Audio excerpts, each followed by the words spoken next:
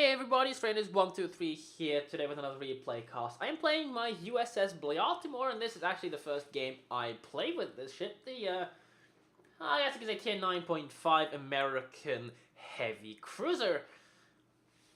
Now, why do I say it's, tier 9.5 and why do I call it the goddamn Blyatimore? Well, it's not broken like the USS Blyat. The other tier 9, which really is a tier 11 ship that I jokingly call, but I mean, it's USS Black, obviously it's the ship I'm trying to refer to here, the other tier 9 broken ship. But this thing isn't that broken, it's just really, really good.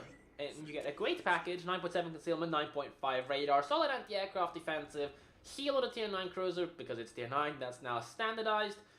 And you have 8.8 second reload with US heavy AP shells, which can definitely do some really good damage against stuff that's broadside, and if stuff gets close to you, you can really tear through them, especially if the cruisers, and prevent them from being able to make turns and moves. And otherwise, if you do manage to get an ambush on an enemy cruiser, you can often just force them into committing an attack on you.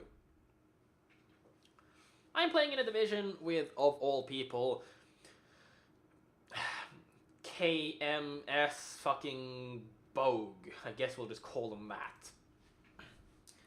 It's the Steel Shadow, the guy on my live stream that is constantly asking me to play the Bogue, and and Saipan and Emden. Probably should give him a freaking Bogue game at some point in my life, right? Maybe I probably should just go back to my old replays actually and look for Bogue game, maybe. Back when the Bogue actually had manual attacks, and it was actually not that bad of a ship. Excuse me. Anyways, well, tier 9 game. Enemy aircraft carrier, it's a Lexington. We have a Lexington. If the enemy aircraft carrier is in full strike, he can actually do some serious damage if he staggers and, baits out defensive AAs. Although, normally unless it's like triple dive on a squadron, I wouldn't defensive just single dive or even potentially double dive, because our combined anti-aircraft is really sufficient. If we get spotted, it is a pretty heavy tier 9 game. Triple tier 9 battleship plus North Carolina and Amaki can be a serious threat against cruisers like me. Although Mogamis are probably going to have a worse time. Fletcher, Mars, Leningrad versus Yugumo, Zero, 23 and Kagero. 23 and Kagero being in a division. Anyways, if you take a look at the right side of my screen, you could maybe just with the blink, the tip of, the edge of your eyes, you could really spot that those fighters are tier 7. And same for the dive bombers. This enemy Lexington is in fact stock, and I think he actually said yes. Yeah, I think he does. So came as a little bit of a shock. Anyways, there's no way that Ithmo is already reversing, so that's a horribly aimed shot. That's not going to reach anything. But because I fired at him and now I am surface spotted, obviously by the destroyer that is in front of me, so we're probably going to be the Yugumo, simply due to the fact that the Z-23 was spotted in the mid. Enemy torpedo bomber is coming in, and now I'm going to radar with HE loaded, because I do see that the Baguetterie is like almost 10k off, so if the destroyer was a little bit pushed into the cap, he would obviously, be in radar range rather soon. And our carrier, shits half of the Baguetterie away with a HE salvo, nice for us.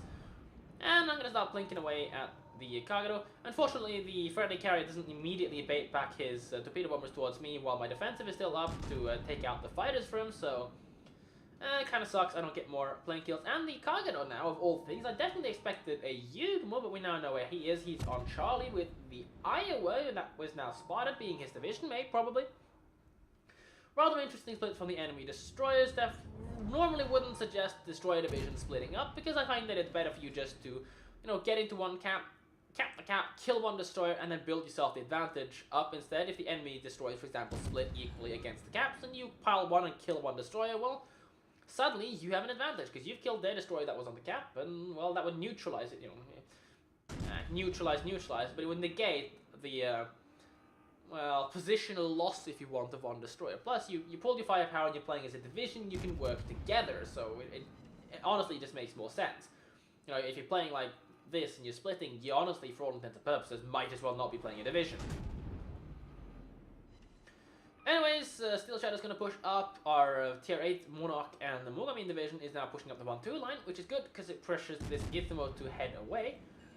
So if we keep the pressure on with the Fletcher in the middle of the map now, and he actually spots the Kagero,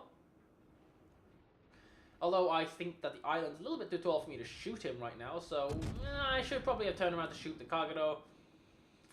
And, well, with the torpedoes coming in, I think I'm going to send one more shot at the Ithmos way. If not even that, I'm going to turn around for the Kagero. This game was played on my live stream about a week ago, I do believe. VOD might still be available.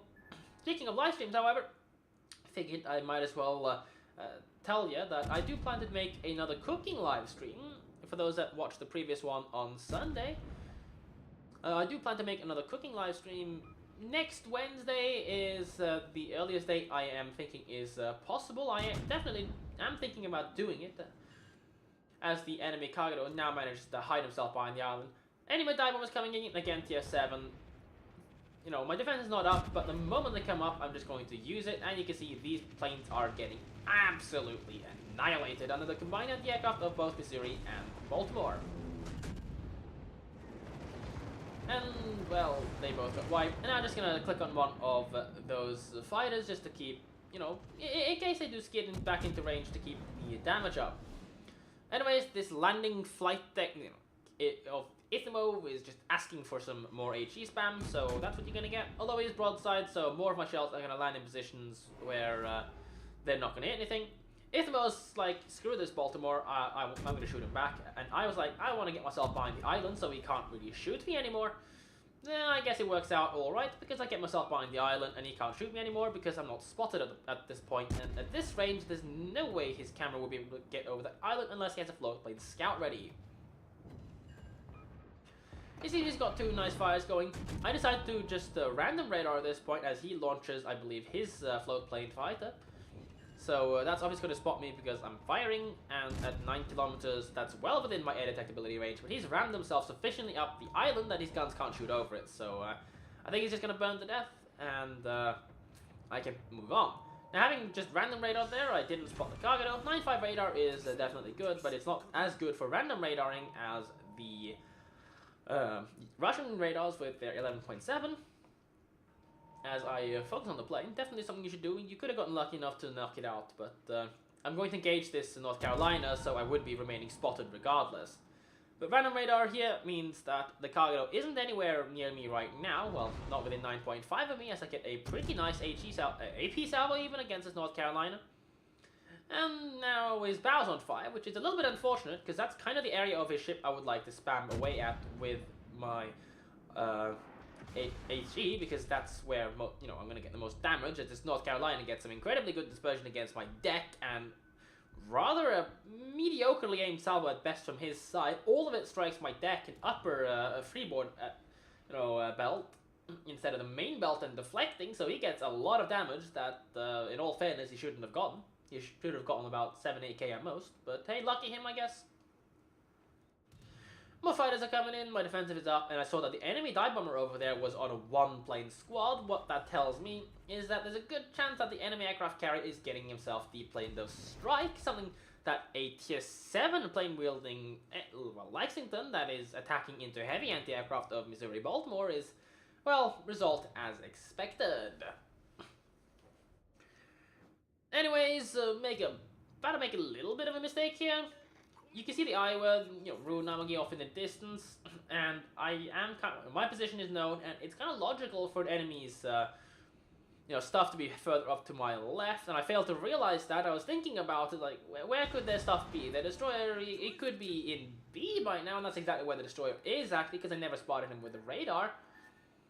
So, second thing I failed to recognize is that I wasn't actually spotted at that point. I could have dodged that torpedo as I sent an absolutely horribly aimed shot at the edinlol, but hey, he's still broadside, so I should still be able to contest his, citadel if I actually get some reasonable dispersion, something I don't. Send out the last AP salvo because he's no longer broadside. Gonna load HE because, well, that's the correct thing to do in this kind of a situation. He shot another AP salvo at me, didn't achieve much. And it seems he's going to kind of show a bad angle again, so, well, he got wiped by, I think, one of the battleships there. My heal's back up, I'm going to immediately use it. Really poorly aimed shot for me, but I still pick up 7.7 from him because all of them seem to pen. And he's loading HE against me, which makes a lot of sense. He's playing an edinlol, he gets a really good HE. And I think I hit his belt on a few of those shells, so not going to do much there. He's still getting hammered and, placing another fire on him. And, well, he's still doing a lot of damage with HE simply because, 27mm deck armor means that that's going to happen. More torpedoes coming in. These are from the edinlol, and they seem to be missing, which is nice for me. I do kind of need to wait for him to see if there are any more torpedoes, but, there's going to be a bit of a downtime in battle right now, so, well, what do I think about USS Blyatimore? And this might have been the first game I played with her, but I think she's an incredibly strong ship. You have a very good pushing power, very good guns, in fact, 8.8 second reloads with US heavy AP can let you do some serious damage against stuff that is broadside. Your dispersion can be a little bit hit and miss though, and your HE shells aren't the world's best, but hey, you can't have it all.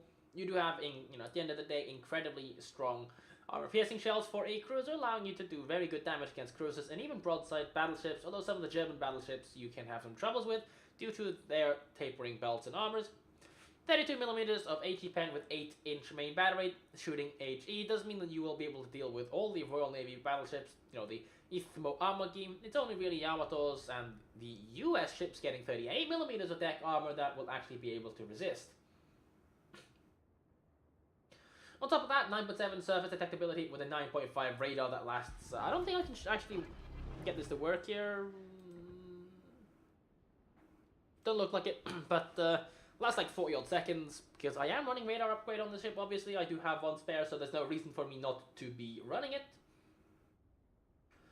But yeah, that on top of 27mm of armor all over means that the 15.5s, 15.2s, 15s, and, well, basically 6-inch cruisers will not be able to HE pen you unless they have IFHE, although at this level, pretty much all of them will. That is, of course, if they're going to be running with that caliber gun. Stuff like Mugamis, basically. And it also means that destroyers with IFHE will not be able to pen your deck either, which is very nice for you. They have to actually hit your superstructure to deal HE damage. At least, the 5-inch destroyers. The 15cm guns, basically, the Germans, they'll be able to go right through you. With IFHE, that is. Regardless, I actually radar there completely by accident, as I am still used to playing destroyers at this point, so I pressed the Y button for my defensive, and, well, I rectify the mistake and press T for the defensive now, but it does mean that I've blown a radar here for no real point, because Still Shadow is much farther ahead than me. I didn't really want to grab the Armour's attention, but it seems that he just shot and killed our Monarch, so no reason for me not to be opening fire at this point. He seems to have slowed down a lot, and I think he's now picking up the speed again. Yeah, he's picking up the speed again, but if I can just clip his tail with one shell, that's a dead Armogy. And it seems that's exactly what's going to happen. I do clip a shell on him. And, well, Rune is now giving a pretty poor angle to the Missouri in my division. Still Shadow knocks him out, so that's 2 kills for each of us. And, well, I think combat's kind of going to calm down a little bit. The carrier's going for the Iowa over there, and that survivability upgrade Iowa is not going to have a good time against a Strike Lexington if the Strike Lexington gets a good drop-off. Which it definitely didn't seem like, so I guess there's more damage for me to farm, right? But yes, USS Blyatimore, it's just overall a really, really strong package. You get good guns, decent armor, decent mobility, very good concealment on top of a radar that is almost at your concealment range, just like the USS? Yeah, yes, like the New Orleans. 9.1 kilometers, 9 kilometers radar, and the Blyatfust at the tier 7, 8.7 concealment, 8.5 radar. Again, a lot of these radar ships have their radar range really close to their concealment, meaning that you can get these ships into position to deal some heavy damage. Especially with something like the Payfust, because, well, 8.5 kilometer radar means that if someone is that close, your 6-inch firepower can deal some serious damage to them. Anyways, this is pretty much it for my game. I'm not going to get to do much. I do have the health of tank 1 torpedo from anything except the Yugmo if he's using his top torpedo 20k damage, even if I tank it on the bow, which might be getting sectioned at this point because I took one on the bow earlier. But I have used 2 heals post that point, so the sectioning isn't going to be as bad. But chances are I won't be able to tank another torpedo from anything except Zed and maybe Kagero, so even Kagero top torpedoes I probably wouldn't be able to tank, so hey, we'll see. But hey, the game's already over for me, so what can I say? But yes, First game in the Baltimore, of course not stock, because I use free XP to upgrade everything on it. Using reload upgrade, because I think that's just the better thing to do. Your anti-aircraft isn't that good, your dual-purpose firepower is pretty meek, and the rest of your guns are all in heavy auto. Both of us are going to die rather fast if they start getting shot at. In this case, all of them seem to be alive, because the damage I've suffered was torpedo and armor piercing. So that doesn't kill my... Bofors as fast. It does, however, have a tendency to kill off your heavy auto. Regardless, I hope you guys enjoyed this video play cast. Don't forget to subscribe to my YouTube and follow me on Twitch. Hope you guys enjoyed this replay cast, and I will see you guys in the next one.